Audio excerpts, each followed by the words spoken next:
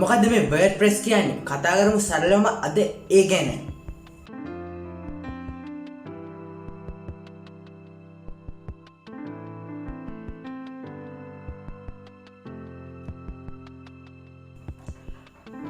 ඔයාගේ අවශ්‍යතාවයකට වෙබ්සයිට් එකක් නිර්මාණය කරගන්න ඕන නම් එහෙම නැත්නම් ඔයාලට මොකක් හරි ව්‍යාපාරයකට එහෙම නැත්නම් ඔයාගේ පර්සනල් දෙයකට වෙබ්සයිට් එකක් අවශ්‍ය නම් ඔයා මොකද්ද කරන්නේ? ඔයා කරන්නේ වෙබ් ඩෙවලොපර් කෙනෙක් ගාවට ගිහිල්ලා මට ඕනේ මෙන්න මේ වගේ සයිට් එකක් මෙන්න මේ විදිහට කියලා එහෙම නැත්නම් ඔයාගේ ගාව ඩිසයින් එකක් තියෙනවා. ඒ ඩිසයින් එක පෙන්නලා ඔයා කියනවා මට ඕනේ මෙන්න මේ වගේ වෙබ්සයිට් එකක්. එහෙම නැත්නම් ඔයාලට පොඩි ප්‍රෝග්‍රෑමින් නොලෙජ් එකක් තියෙනවා නම් එහෙම නැත්නම් ඔයාලට පොඩ්ඩක් self learning කරලා ඔයාලට තමන්ගේම දෙයක් කරගන්න ඕන නම් ඔයා කරන්නේ YouTube එකට ගිහලා how to make website කියලා සිංහලෙන් search කරනවා. ඉතින් මෙහෙම search කරාට පස්සේ ඔයාලට search result ගොඩක් බලා ගන්න පුළුවන් වෙනවා. ඉතින් මෙතනදී එකක් තියෙනවා WordPress කියලා. ඉතින් මේ WordPress කියන්නේ මොකද්ද? ගොඩක් අය මේකේ introduction එක දන්නේ නැහැ. මොකද්ද මේ WordPress කියන්නේ? කොහොමද මේක නිර්මාණය වුනේ? මොනවද මේකේ තියෙන වාසි අවාසි? ගොඩක් අය හිතන් ඉන්නේ මේකට team එකක් දාලා website එක නිර්මාණය කරන්න විතරක් තියෙන platform එකක් කියලා. ඉතින් මොකද්ද මේ WordPress කියන්නේ? ඉතින් අද සිංහලෙන්ම කතා කරමු අන්න ඒක ගැන. ඉතින් ඔයා Google එකට හරි නැත්නම් වෙන මොකක් හරි search engine එකකට ගිහලා search කරොත් WordPress කියලා ඉතින් ඔයාලට site දෙකක් බලා ගන්න පුළුවන් වෙනවා. පළවෙනි එක තමයි wordpress.com ඊළඟ එක තමයි wordpress.org. මොනවද මේ wordpress.com එහෙම නැත්නම් මොකද්ද මේ wordpress.org? මොනවද මේ? මේක ගැන අපි මුලින්ම කතා කරමු. ඉතින් wordpress.com කියන්නේ අපිට live server එකක් කරා අපේට ඕන website එක නිර්මාණය කරලා එහෙම නැත්නම් අපි download කරන template එකක් edit කරගන්න පුළුවන් වෙන තැන.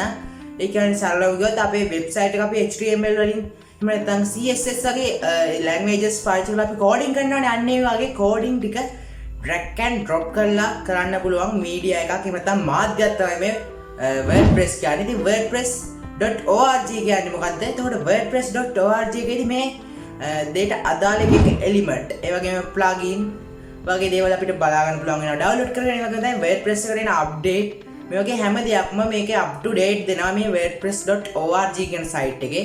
ඉතින් wordpress.com එකේදී වෙන්නේ අපිට ඕන දේ live server එකක් කරා edit කරගන්න සහ wordpress.org එකේදී වෙන්නේ අපිට ඕන wordpress.com එකට ඕන දේවල් ඒකෙදී අපිට ලබා ගන්න පුළුවන් වෙනවා. ඉතින් මේක තමයි wordpress.com සහ wordpress.org කියන්නේ. අපි WordPress එකේ පොඩක් history වලට ගියොත් අපිට බලා ගන්න පුළුවන් ඉන්නේ WordPress එක හදලා තියෙන්නේ 2003 දී කියලා. ඉතින් මේක හදපු අය මේකෙදි කරලා තියෙන්නේ මේක අපිට platform එකක් විදිහට තමයි ලබා දීලා තියෙන්නේ අපේ වැඩ පාස් කරගන්න. ඉතින් WordPress භාවිත කරලා මොනවද මේ හදලා තියෙන ප්‍රසිද්ධ site කියලා අපි පොඩ්ඩක් බලමු. මොකද ඔයාලා හිතලා ඉතින් මේ WordPress කියන්නේ නිකම්ම team එකක් install කරලා නිකම්ම කරන්න පුළුවන් වැඩක් කියලා. ඉතින් මමත් ඉස්සර ඒ විදිහට තමයි හිතාගෙන හිටියේ. මම ඉතින් මේක ගැන පොඩ්ඩක් research කරනකොට තමයි මට මේ details ටික හම්බ වුනේ. ඉතින් WordPress වලින් හදපු site ගැන කතා කරලා අපිට බලන්න පුළුවන් වෙනවා හැමෝම use කරන ඇති Facebook use කරනත් එකපාරක් හරි facebook.com කියන site එකට ගිහිල්ලා ඇති.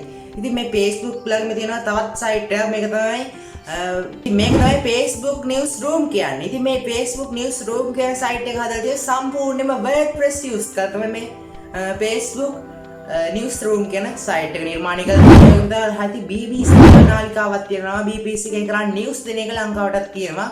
පොඩක් ගිහලා search කරලා බලන්න. ඉතින් මේ BBC එකේ ඇමරිකන් site එක BBC ඇමරිකා කියන site එක හදලා තියෙන WordPress වලින් තමයි. ඒක විතරක් හැමෝම දන්නේ Microsoft කියන්නේ Microsoft Office package එක.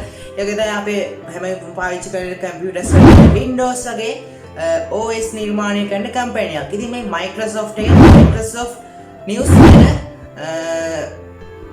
ඉතින් මේ Microsoft එකෙන් Microsoft News site එකක් හදලා තියෙන්නේ WordPress මූලික කරගෙන. ඒක තමයි ඔයාලා දන්නේ ලංකාවේ බාට කියලා පහන් කම්පැනි එකක් තියෙනවා. ඉතින් මෙන්න මේ කම්පැනි එකේ site එක නිර්මාණය කරලා තියෙන්නේ WordPress භාවිත කරලා. ඉතින් ඔයාලා තේරෙනවද මේ WordPress කියන්නේ වැලියබල් මෙට නරක දෙයක් නෙවෙයි. මොකද මේක ගොඩක් ප්‍රසිද්ධ companies ගොඩක් බලා ගන්න පුළුවන් වෙනවා මේ WordPress කියන platform එකෙන් එයාලගේ දේවල් maintain කරගෙන යනවා. ඉතින් මේ WordPress ගැන ඔයාලගේ තිබ්බ අර නිකන් අර නෝන්ජල් අයිඩියා එක යන්නේ නැති කියලා මම හිතනවා. ඉතින් මටත් ඉස්සර ඔක තිබ්බා.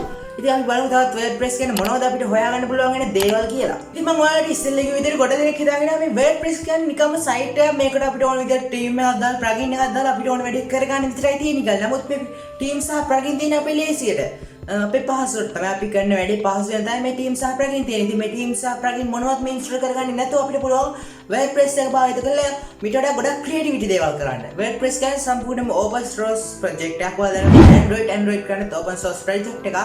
ඉතින් මේ වගේ ප්‍රොජෙක්ට් එකක් තමයි WordPress කියන්නේ. WordPress එක ඔයාලා software පොඩක් කම්පියුටර් දාගෙන බලන්න WordPress software එක ඔයාලා කොච්චර වගේ නිදහසක් තියෙද කියලා.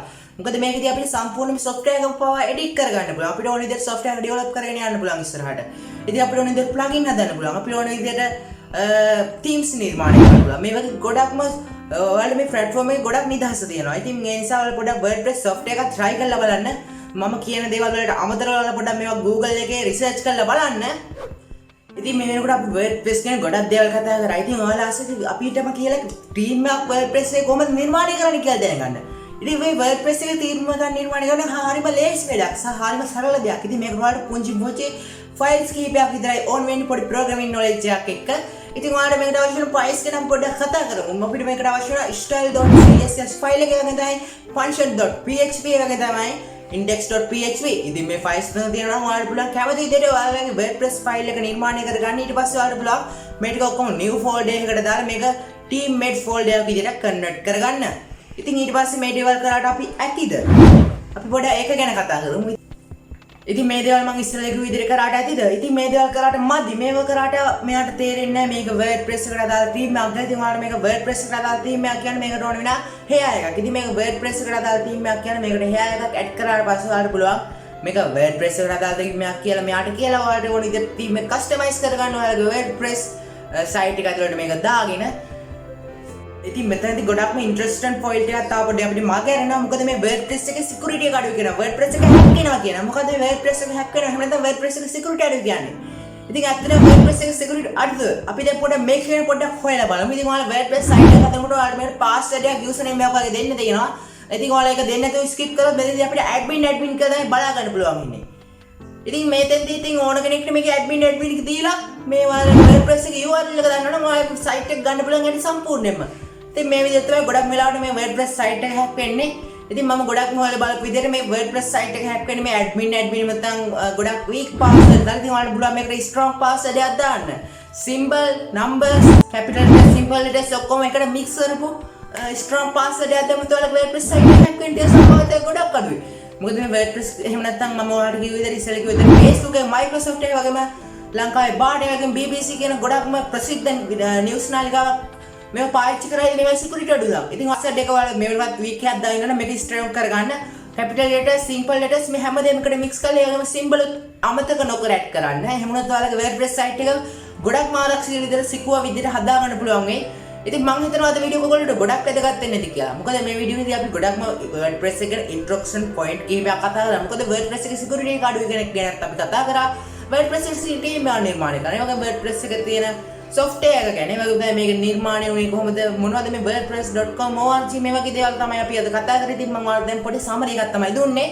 ඉතින් අපි ඉස්සරහට කතා කරමු WordPress භාවිත කර සම්පූර්ණම වෙබ්සයිට් එකක් step by step නිර්මාණය කරගන්නේ කොහොමද. ඒ වගේම දැන් මේ වෙනකොට අපි WordPress නෙවෙයි අපි මේ වෙනකොට web design ගැන කතා කරනවා. ඉතින් මේ web design එකකින් නිර්මාණය කරගත්ත වෙබ්සයිට් එකක් කොහොමද අපි WordPress එක හරහා නිර්මාණය කරගන්නේ වගේ දේවල් කතා කරමු. ඉතින් ඔයාලා තමයි web design video series එක බලන්න නැත්තම් ඉතින් මෙතන දකුණු පැත්තෙන් තියෙන කාඩින් වලට බලන්න මේ web design video series එක follow කරන්න.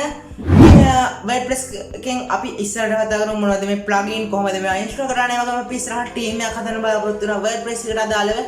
ඉතින් මේ හැමදේම ඔයාලට දාප් ගන්න බලන්න කැමති නම් ඔයාලට පුළුවන් පහලින් දාලා රතු බල subscribe button එක සහ ඊට පස්සේ notification bell එක all කරන්න. එහෙම නැත්නම් ඔයාලට මේ වගේ ඉස්සරහට අපි videos miss නොකරන්න බලන්න පුළුවන්. ඒ වගේම තමයි මීට වඩා WordPress එක ගැන දන්නේ නැති මේක ඔයාලා WordPress කාපු කෙනෙක් වෙන්නත් පුළුවන්. ඉතින් ඒ නිසා ඔයාලගේ අදහස අපිට අනිවාර්යයෙන්ම වටිනවා. එක කමෙන්ට් එකක් වුණත් ඒ නිසා ඔයාලගේ අදහස මතක තුන පහලින් කමෙන්ට් කරන්න. වීඩියෝට like කරන්න, වීඩියෝ එක share කරන්න. ඔයගොල්ලෝ හැමෝටම ජය වේවා. ඉතින් මම හිතනවා WordPress ගැන ඔයගොල්ලෝගේ තිබ්බ වැරදි ideas වගේ දේවල් අද සම්පූර්ණයෙන්ම නැති වෙන ටික නේද ඔයගොල්ලෝ හැමෝටම ජය වේවා. මම MrAchiYa තාත් වීඩියෝ හැමෝම good luck. Bye bye. ඉතින් ඉස්සරහට WordPress series එක එනවා.